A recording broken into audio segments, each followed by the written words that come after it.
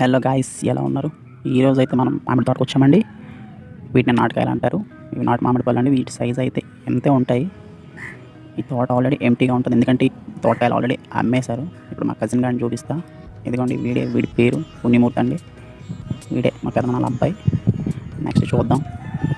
Already చెట్టుకాయలు మొత్తం తోటలో అమ్మేశారు కాబట్టి మనకు 2 చెట్లు మిగిలాయండి.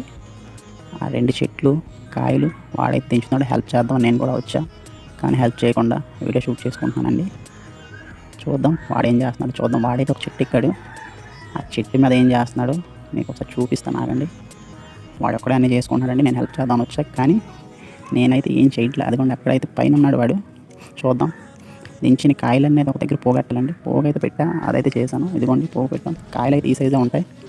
ఇదిగోండి పోగు పెట్టేసాం. నెక్స్ట్ ఏం చేయాలంటే బాగా అంతా అయ్యేసరి సాయంత్రం అయిపోయిందండి. అందుకే ఏం చేసామంటే అన్నీ ఒక దగ్గర పోపెట్టి ఇందులో వేసి చక్కగా ఇంటికి పట్టుకొని వెళ్ళిపోయామండి. ఇంకొక